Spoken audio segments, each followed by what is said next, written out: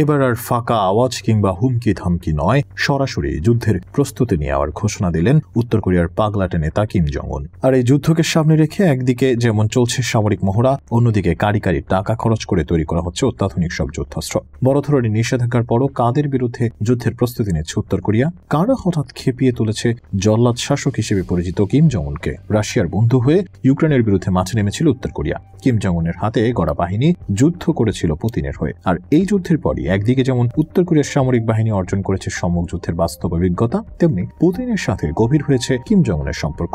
রাশিয়ার হয়ে শুধু যুদ্ধ করাই নয়, সে সাথে প্রায় 7,000 অত্যাধুনিক যুদ্ধাস্ত্র দিয়েও পুতিনের পাশে ছিল উত্তর কোরিয়া।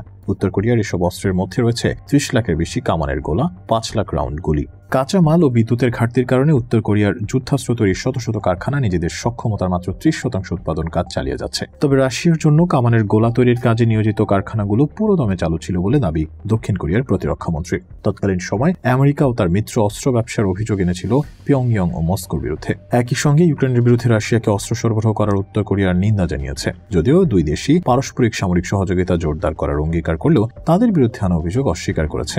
যুক্তরাষ্ট্রের পররাষ্ট্র মন্ত্রণালয় একটি তালিকা প্রকাশ করে বলেছে, উত্তর কোরিয়া রাশিয়াকে 10,000-এর বেশি কন্টেইনার ভর্তি গোলা সরবরাহ করেছে। এর বিনিময়ে উত্তর কোরিয়া 9,000 কন্টেইনার পণ্য পেয়েছে, যার বেশিরভাগই খাবার। এদিকে রাশিয়ার হয়ে উত্তর কোরিয়া মাঠে নামায় চিন্তার ভাঁজ ফেলে দিয়েছে পশ্চিমাদের কপালে। 2006 সাল থেকে জাতিসংঘের নিষেধাজ্ঞা রয়েছে উত্তর কোরিয়ার উপর। পরবর্তীতে এসব নিষেধাজ্ঞা ধীরে ধীরে শক্তিশালী করা হয়েছে। লক্ষ্য ছিল উত্তর কোরিয়ার পারমাণবিক অস্ত্র ও ব্যালিস্টিক ক্ষেপণাস্ত্রের বিকাশ বন্ধ করা। তবে জাতিসংঘ নিরাপত্তা পরিষদের সদস্যদের মধ্যে উত্তর কোরিয়ার মিত্র রাশিয়ার ভেটো ক্ষমতা থাকার বাড়তি কোনো পদক্ষেপ নেওয়া যথেষ্ট কঠিনই হবে। আরো সহজভাবে বললে, কিম জং উনের মাথায় পুতিনের হাত থাকায় পশ্চিমা নিষেধাজ্ঞা থামাতে পারেনি উত্তর কোরিয়াকে, যার ফলে সময়ের সাথে নিজেদের সামরিকভাবে আরো বেশি শক্তিশালী করে দেশটি। ইউক্রেনের বিরুদ্ধে যুদ্ধ করে অভিজ্ঞতা অর্জনের পাশাপাশি রুশ সামরিক সরঞ্জাম ও প্রযুক্তি পাচ্ছে উত্তর কোরিয়া। ফলে পরবর্তী দেশের সঙ্গে যুদ্ধে জড়ানোর সক্ষমতা বৃদ্ধি পাচ্ছে তাদের। এই নবলব্ধ দক্ষতা ব্যবহার করে অস্ত্র বিক্রি ও বিশ্বব্যাপী সামরিক প্রশিক্ষণ প্রদানের চুক্তি নিতে পারে পিয়ংইয়ং। এরই মাঝে সম্প্রতি নতুন ধরনের হাইপারসনিক ক্ষেপণাস্ত্রের সফল উৎক্ষেপণ পরীক্ষা করেছে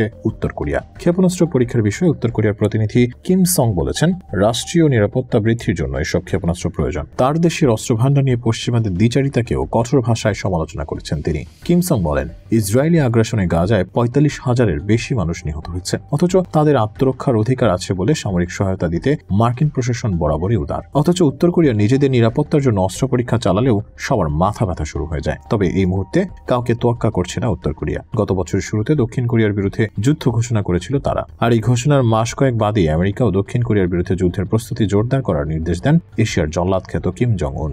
আমেরিকার সাথে উত্তর কোরিয়ার চলছে দা-কুমড়ার সম্পর্ক।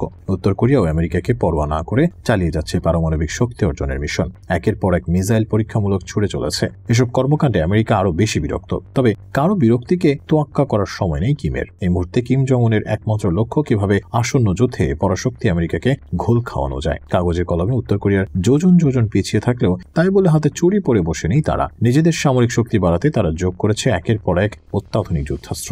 বিদায়ী বছরের শেষ দিকে আত্মঘাতী হামলার ড্রোন উৎপাদন বাড়ানোর নির্দেশ দিয়েছে কিম। কিম ড্রোনগুলোর পরীক্ষা পর্যবেক্ষণ করেন, যেগুলো ভূমি এবং সমুদ্রের লক্ষ্যবস্তুতে আঘাত হানার জন্য ডিজাইন করা হয়েছে। এই ড্রোন উত্তর কোরিয়ার আন্ডারম্যান্ড এরিয়াল টেকনোলজি কমপ্লেক্স দ্বারা উৎপাদিত হয়েছে বলে কোরিয়ান সেন্ট্রাল নিউজ এজেন্সি জানিয়েছে। প্রতিবেদনে বলা হয়েছে, তিনি দ্রুত একটি উৎপাদন ব্যবস্থা গড়ে তোলার এবং পুরোপুরি মাস প্রোডাকশনে যাওয়ার প্রয়োজনীয়তার উপর জোর দিয়েছেন। এই অমানবিক ড্রোনগুলো বিস্ফোরক বহন করতে সক্ষম এবং শত্রুর লক্ষ্যবস্তুতে ইচ্ছাকৃতভাবে আছড়ে পড়ে। কার্যত এগুলো গাইডেড ক্ষেপণাস্ত্র হিসেবে কাজ করে। চলুন এবার এক নজরে দেখে নেওয়া যাক উত্তর কোরিয়ার সামরিক সক্ষমতার দিক দিয়ে সবচেয়ে বড় হুমকি হিসেবে দেখা হয় দেশটির ব্যালিস্টিক মিসাইল। বিভিন্ন মাত্রার মিসাইল সক্ষমতা দক্ষিণ কোরিয়া, জাপান এমনকি যুক্তরাষ্ট্রের জন্য হুমকি হিসেবে বিবেচনা করা হয়। উত্তর কোরিয়া বিভিন্ন ধরনের হাজারের অধিক ব্যালিস্টিক মিসাইল রয়েছে বলে ধারণা করা হয়। এর মধ্যে লং রেঞ্জের যেসব মিসাইল রয়েছে তা একদিন আমেরিকা আক্রমণ করতে পারবে বলে সামরিক বিশেষজ্ঞরা মনে করছেন। করোনা সংকটের মধ্যেও উত্তর কোরিয়া মিসাইল পরীক্ষা চালিয়েছে। তবে দক্ষিণ কোরিয়ার দাবি এগুলো স্বল্প পাল্লার মিসাইল। দেশটি গোপনে মিসাইল প্রযুক্তিতে বড় ধরনের সাফল্য অর্জন করেছে।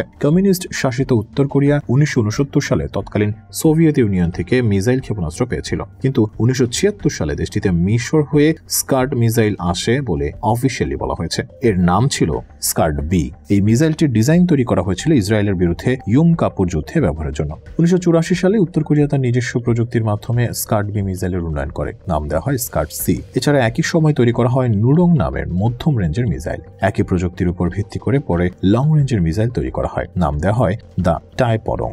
এর দুটি সংস্করণ, টাইপডং 1 ও টাইপডং 2। টাইপডং 1 আঘাত হানতে পারে 2900 কিলোমিটার দূরত্বে, আর টাইপডং 2 আঘাত হানতে পারে 4000 থেকে 10,000 কিলোমিটার দূরত্বে। এ ধারাবাহিকতা উত্তর কোরিয়া মিসাইল প্রযুক্তির আরও আধুনিকায়ন হয়েছে, যে সম্পর্কে প্রকৃত তথ্য জানা অসম্ভব। উত্তর কোরিয়ার এসব ক্ষেপণাস্ত্র দক্ষিণ কোরিয়া, জাপান ও গুয়াম দ্বীপে যে কোনো সময় আঘাত হানতে পারে। এসবের বাইরে সম্প্রতি উত্তর কোরিয়া বানিয়েছে শব্দের চেয়ে 12 গুণ দ্রুত গতিতে ছুটতে পারে এমন ক্ষেপণাস্ত্র, যে ক্ষেপণাস্ত্র ঘুম কেড়ে নিয়েছে আমেরিকা ও তার মিত্রদের। বিশেষজ্ঞদের দাবি, বাহির থেকে দেখলে উত্তর কোরিয়াকে ভঙ্গুর দেশ মনে হলেও ভেতরে ভেতরে তারা এতটাই শক্তিশালী যে আমেরিকার মতো পরাশক্তিকেও তারা এই মুহূর্তে পরোয়া করছে না।